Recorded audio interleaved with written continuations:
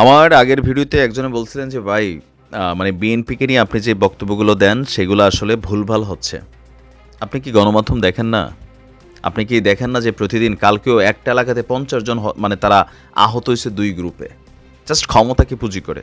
আমি বিএনপিকে নিয়ে যখন কথা বলি তারেক রহমানের আমি যেই ভালো কাজগুলা সেগুলো কিন্তু প্রশংসা করি, যেগুলো প্রশংসার। কিন্তু যেগুলো সমালোচনার সেগুলো তো সমালোচনা আমাদেরকে করতেই হবে। এটাই আমাদের কাজ। তো যাই হোক, আজকে এই মুহূর্তে আমাদের কাছে সর্বশেষ যে আপডেট আসছে, আওয়ামী লীগের সাথে ভালোবাসা তো বিএনপির নাই, বাট সামহাও -2 ফর্মুলা বা সরকারের বর্তমান অ্যাক্টিভিটিজে যথেষ্ট সন্দেহ ফিল করছে বিএনপি।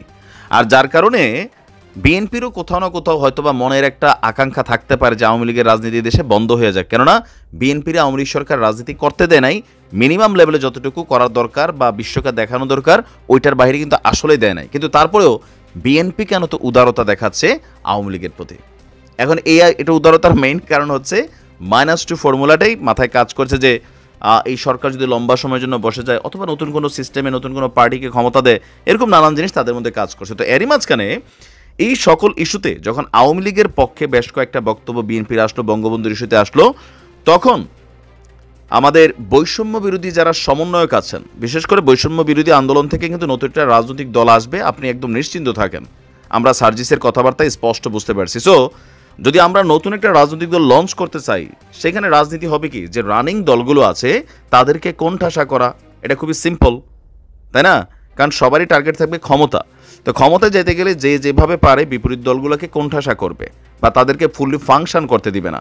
তো এরকম কেউ কেউ বলছেন যে না, সমন্বয়কদের বক্তব্যের মধ্যে বিএনপি কিনে যে বক্তব্যগুলো আসে এগুলোর পেছনেও একটা কারণ হচ্ছে তারাও ভবিষ্যতে রাজনৈতিক দল করবে। তবে সমন্বয়কদের বক্তব্য যে আমরা ভবিষ্যতে করবো, এটা ভবিষ্যতে। তো এখন আমরা যা বলতেছি এগুলোকে ভুল বলতেছি? এক লুটেরার হাত থেকে দেশ আরেক লুটেরার হাতে যায় নাই। প্রত্যেক জায়গায় দখলদারিত্ব, লুটপাট, চাঁদাবাজি, এই যে সিন্ডিকেট তৈরি হয় নাই, হয়েছে। আওয়ামী লীগ শুধু করে না, এখন এগুলো বিএনপি করছে।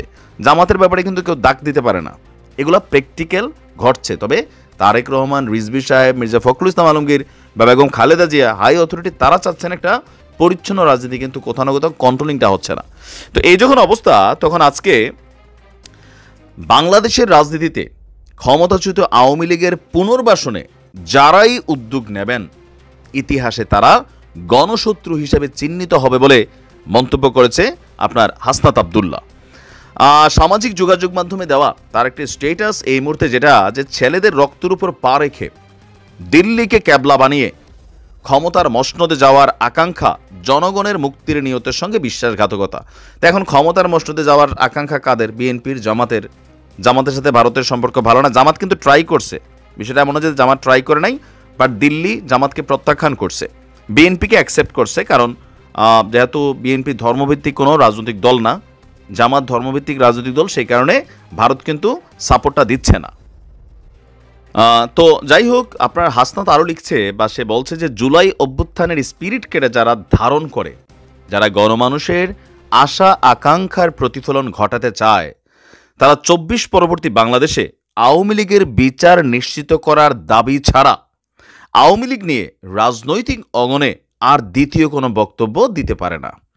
তবে বিএনপির নেতারা বলতেছে যে বাবার আগে তোমরা হাঁটতে শিখো না, আমরা তোমাদের থেকে অনেক পরিপক্ক, অনেক দেখছি, আমরা তোমাদের থেকে কম বুঝি না। এটা কিন্তু মির্জা আব্বাস সাহেব তিনি স্পষ্ট বলে দিয়েছিলেন সমন্বয়কদের উদ্দেশ্যে যে বাপের আগে তোমরা হাঁটতে যাইও না, ঠিক আছে? তো পাল্টাপাল্টি বক্তব্য কিন্তু এখানে আসছে। সমন্বয়করা কৌশলে বক্তব্য দিচ্ছে, সরাসরি বিএনপির নাম মেনশন করছে না, কিন্তু প্রতিটা বক্তব্য বিএনপির সাথেই কানেক্টেড। আপনার এর আগে আবার আজকে সার্জিসের একটা বক্তব্য কিন্তু খুবই ভাইরাল হয়েছে এই আওয়ামী লীগ ইস্যুতে। পাশাপাশি আসিফ মাহমুদ, যিনি সরকারের উপদেষ্টা হিসেবে আছেন, সেখানে তিনি বলছেন আমরা সরকারের পক্ষ থেকে যখন আওয়ামী লীগকে নিষিদ্ধের কথা বলি, তখন রাজনৈতিক দলগুলো তাদের বক্তৃতায় সেটি বাধা দেওয়ার চেষ্টা করছে। এই কাজটা বিএনপি করছে। জামাত মোটামুটি আওয়ামী লীগকে ব্যান করার পক্ষে, অ্যাক্টিভিটিস আমরা যতটুকু দেখছি। আর জাতীয় পার্টি তো তারা আওয়ামী লীগেরই পার্টনার, তো তাদের হিসাবটা আলাদা। তো এই মুহূর্তে বলছিলাম আমি আগে থেকে যে হাসিনার পতনের জন্য সবাই একটা টিম ছিল। যখন হাসিনা নাই তখন এই টিমটা রিল্যাক্স হলো। রিল্যাক্সের পরের গন্তব্য কোথায়? ক্ষমতা। ক্ষমতাকে কেন্দ্র করে দীর্ঘদিনের মিত্র জামাত বিএনপি দুইটা পার্ট, গণ অধিকার আরেকটা পার্ট, জাতীয় পার্টি আউট অফ মার্কেট, জাতীয় নাগরিক কমিটি নতুন একটা রাজনৈতিক শক্তির আবির্ভাব হচ্ছে, ছাত্ররা বিভিন্ন জায়গায় তাদের প্ল্যাটফর্ম গোছাচ্ছে, বিএনপি এটাকে পজিটিভ নিচ্ছে না। সংস্কার কতদিন হবে, নির্বাচনের রোডম্যাপ ডিসেম্বরের মধ্যে আসার কথা, কোনো কিছুই বিএনপি মনে করছে সঠিক হচ্ছে না। -2 ফর্মুলার আশঙ্কা থাকতে পারে। বেগম খালেদা জিয়া বিদেশ যাবেন বলে তিনি যাচ্ছেন না। তারেক রহমান আওয়ামী লীগ থাকতে না আসে নাই, এখন কোন ভয়ে তিনি আসেন না? তারেক রহমান এখন কেন আসেন না দেশে? এটা একটা প্রশ্ন না সবার মধ্যেই? অবশ্যই একটা টেনশন কোথাও না কোথাও তিনিও করেন যে আসলে এখানে কোনো আইনি গ্যারাকলে তাকে পড়তে হবে। তো সবকিছু মিলিয়ে সমন্বয়ক এবং বিএনপির মধ্যে এই মুহূর্তে একটা কোল্ড ওয়ার চলছে। আমরা যেটাকে ধরেন কি বলা হয় যে বক্তব্যের মধ্যেই সীমাবদ্ধ আছে। আর বাট আসলে সামনে কি ঘটবে, বিএনপিরও কিন্তু মাঝে মাঝে হুঙ্কার, তারা কর্মী সমাবেশ করে কিন্তু সারা দেশে শোডাউন করছে। তো সমন্বয়করা সেই তুলনায় অনেকটা উজ্জ্বলতা হারিয়ে ফেলেছে।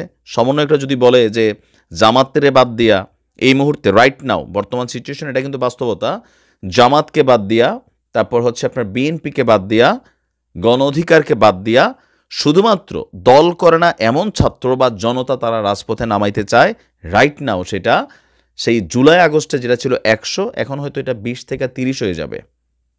বাকি 70 কোথায়? সবাই কিন্তু পলিটিক্যাল দলেরই সদস্য ছিল যারা মাঠে নেমেছিল।